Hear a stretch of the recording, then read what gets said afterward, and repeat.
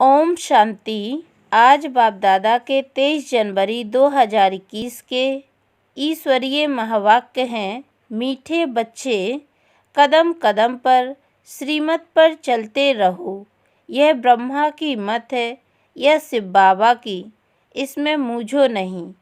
प्रश्न: अच्छी ब्रेन वाले बच्चे कौन सी गुह्य बात सहजी समझ सकते हैं? उत्तर: ब्रह्मा बाबा समझा रहे हैं या शिव बाबा? यह बात अच्छी ब्रेन वाले सहजी समझ लेंगे, कई तो इसमें ही मूझ जाते हैं। बाबा कहते, बच्चे, बाप दादा दोनों इकट्ठे हैं, तुम मूझो नहीं, श्रीमत समझकर चलते रहो। ब्रह्मा की मत का रेस्पॉन्सिबल भी शिव बाबा है। ओम शांति। रूहानी बाप बच्चों को समझा रहे हैं, तुम समझते हो हम ब्राह्मणी रूहानी बाप को पहचानते हैं। दुनिया में कोई भी मनुष्य मात्र रूहानी बाप, जिसको गॉड फादर व परमपिता परमात्मा कहते हैं, उनको जानते नहीं हैं। जब वह रूहानी बाप आए तब ही रूहानी बच्चों को पहचान दे। यह नॉलेज न सृष्टि के आदि में रहती है, न सृष्टि के अंत में रहती है। अभी तुमको नॉलेज मिली है।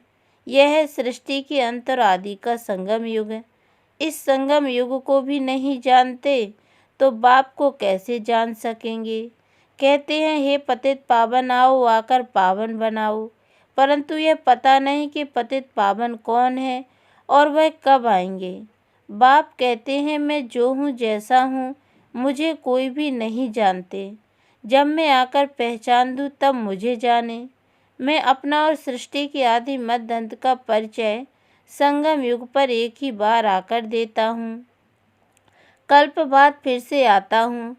तुमको जो समझाता हूँ वो प्रायः लोप हो जाता है। सतयुग से लेकर कलयुग अंत तक कोई भी मनुष्य मात्र मुझ परम पिता परमात्मा को नहीं जानते हैं, न ब्रह्मा विष्णु शंकर को जानते हैं। मुझे मन से ही पुकारते हैं। ब्रह्मा विष्णु शंकर थोड़ी पुकारते हैं। मनुष्य दुखी होते हैं तब पुकारते हैं। सूक्ष्म वतन की तो बात ही नहीं।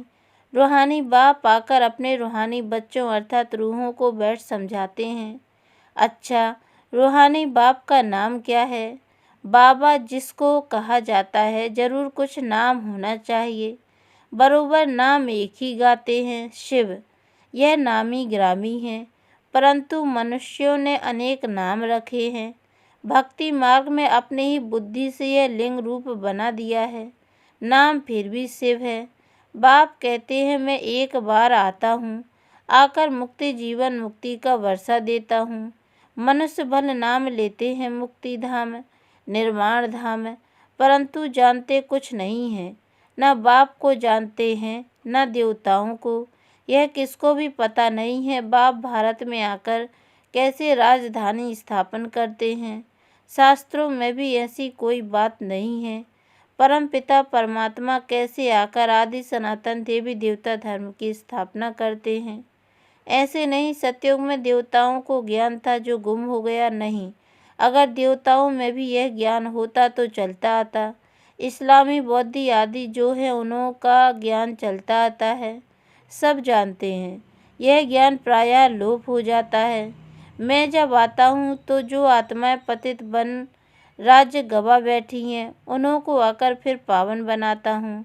भारत में राज्य था, फिर गवाया कैसे, वह भी किसको पता नहीं। इसलिए बाप कहते हैं, बच्चों की कितनी तुच्छ बुद्धि बन गई है।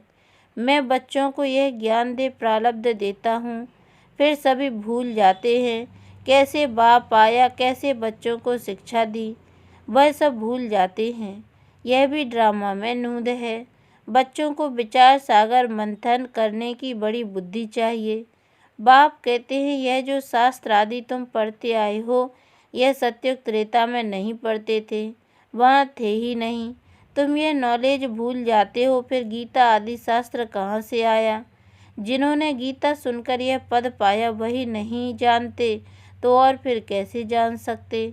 देवताएं भी जान नहीं सकते। हम मनुष्य से देवता कैसे बने?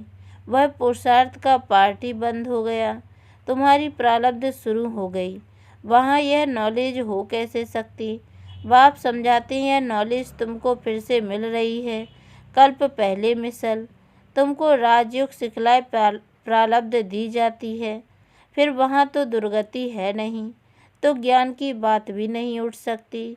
ज्ञान है ही सद्गति पाने के लिए, वह देने वाला एक बाप है। सद्गति और दुर्गति का अक्षर यहाँ से निकलता है। सद्गति को भारतवासी ही पाते हैं। समझते हैं हेवनली गॉड फादर ने हेवन रचा था। कब रचा यह कुछ भी पता नहीं। शास्त्रों में लाखों वर्ष लिख दिया है। बाप कहते हैं, बच्चों तुमको फिर से नॉलेज देता हूँ। यह फिर नॉलेज खलास हो जाती है तो भक्ति शुरू होती है। आधा कल्प है ज्ञान, आधा कल्प है भक्ति, यह भी कोई नहीं जानते हैं। सतयुग की आयु ही लाखों वर्ष दे दी है तो मालूम कैसे पड़े। 5000 वर्ष की बात भी भूल गए हैं तो लाखों वर्ष की बात कैसे जान सके। कुछ भी समझते नहीं। बाप कितना सहज समझाते हैं। कल्प की आयु 5000 वर्ष है, युग ही 4 है, चारों का इक्वल टाइम 1250 वर्ष है।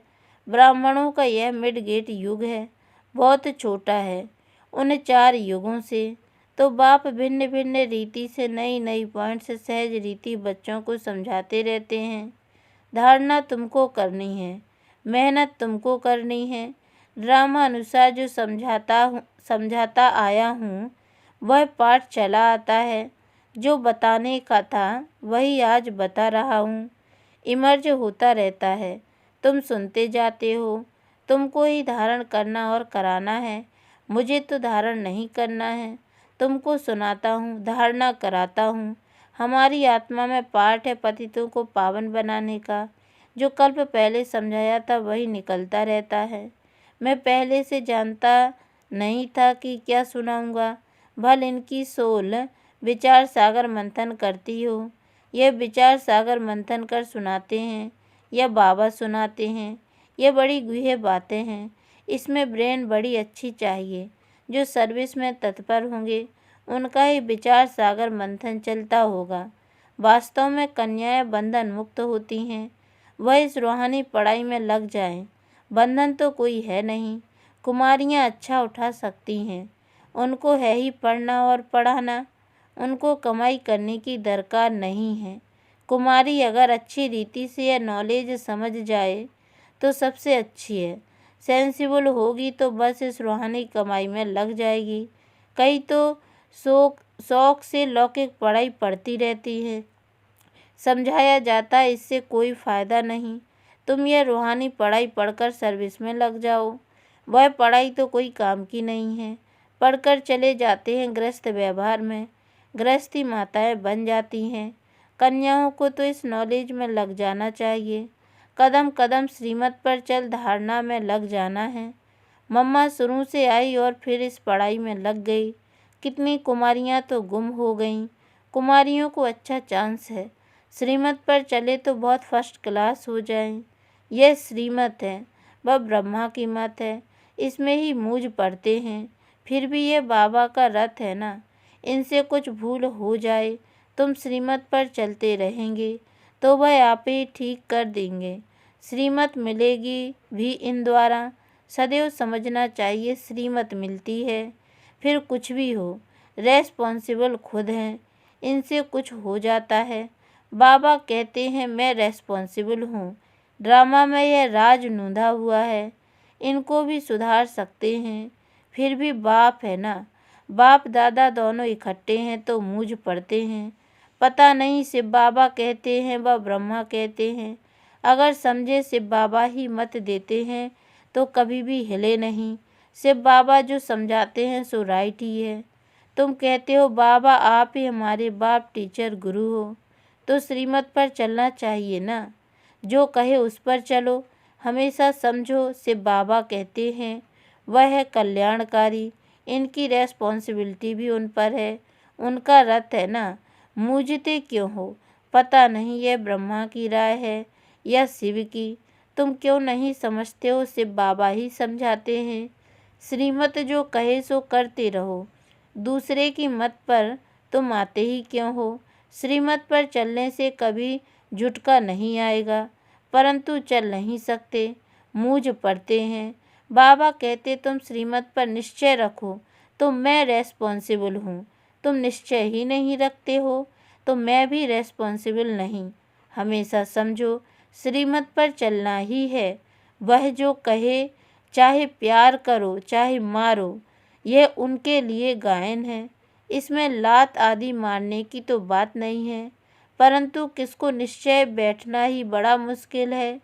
निश्चय पूरा बैठ जाए तो कर्मातीत अवस्था हो जाए, लेकिन वह अवस्था आने में भी टाइम चाहिए, वह होगी अंत में। इसमें निश्चय बड़ा अडोल चाहिए।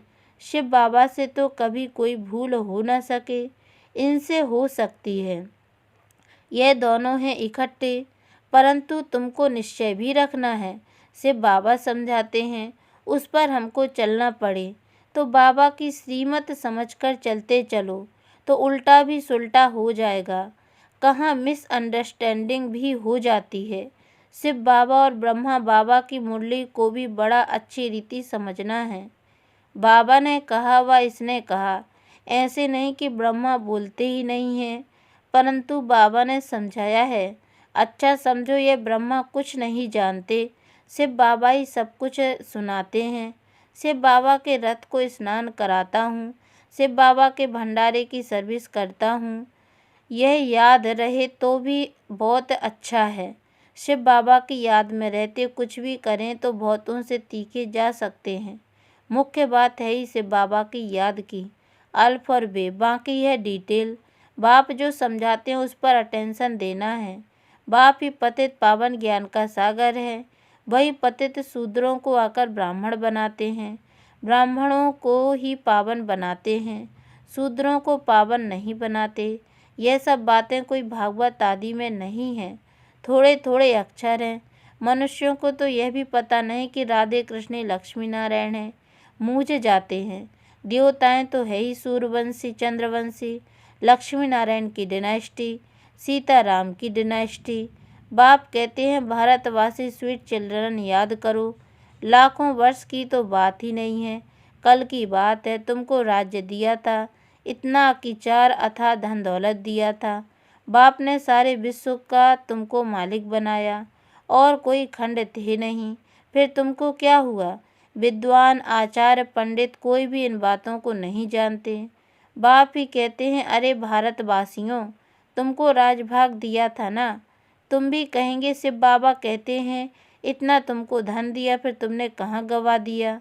बाप का वर्षा कितना ज़बरदस्त है। बाप ही पूछते हैं ना, बाप चला जाता है तो मित्र संबंधी पूछते हैं, बाप ने तुमको इतने पैसे दिए सब कहाँ गवाए हैं। यह तो बेहद का बाप है। बाप ने कौड़ी से हीरे जैसा बनाया, इतना राज्य दिया, फिर पैसा कहाँ गया? तुम क्या जवाब देंगे? किसको भी समझ में नहीं आता है। तुम समझते हो बाबा पूछते ठीक है, इतने कंगाल कैसे बने हो? पहले सब कुछ सतो प्रधान था, फिर कला कम होती गई तो सब कुछ कम होता गया। सतयुग में तो सतो प्रधान थे, लक्ष्मी नारायण का राज्य था। राधे कृष्ण से लक्ष्मी नारायण का नाम जास्ती है। उन्होंने कोई गिलानी नहीं लिखी है और सबके लिए निंदा लिखी है। लक्ष्मी नारायण के राज्य में कोई दैत्य आदि नहीं बताते हैं, तो यह बातें समझने की हैं। बाबा ज्ञान धन से झोली भर रहे हैं। बाप कहते हैं बच्चे इस माया से खबरदार रहो। अच्छा, मीठे मीठे सिकी लदे बच्चों प्रति माता पिता बाप दादा का याद प्यार और गुड मॉर्निंग। रूहानी बाप की रूहानी बच्चों को नमस्ते, और हम रूहानी बच्चों की ओर से भी रूहानी माता पिता बाप दादा को याद प्यार और गुड मॉर्निंग बाबा नमस्ते। धारणा के लिए मुख्य सार है, पहली पॉइंट है सेंसिबल बन सच्ची सेवा में लग जाना है। जवाबदार एक बाप है, इसलिए श्रीमत में संशय नहीं उठाना है, निश्चय में अडोल रहना है। दूसरी पॉइंट है विचार सागर मंथन कर बाप की हर समझानी पर अटेंशन देना है। स्वयं ज्ञान को धारण कर दूसरों को सुनाना है। वरदान अपने प्रत्यक्ष प्रमाण द्वारा बाप को प्रत्यक्ष करने वाले श्रेष्ठ तकदीरवान भव।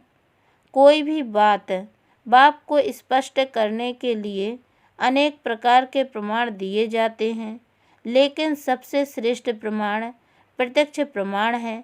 प्रत्यक्ष प्रमाण अर्थात जो हो, जिसके हो, उसकी स्मृति में रहना।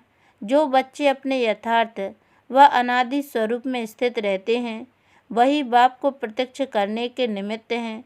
उनके भाग्य को देखकर भाग्य बनाने वाले की याद स्वतः आती है। स्लोगन: अपने रहम की दृष्टि से हर आत्मा को परिवर्तन करने वाले ही पुण्य आत्मा हैं। ओम शांति।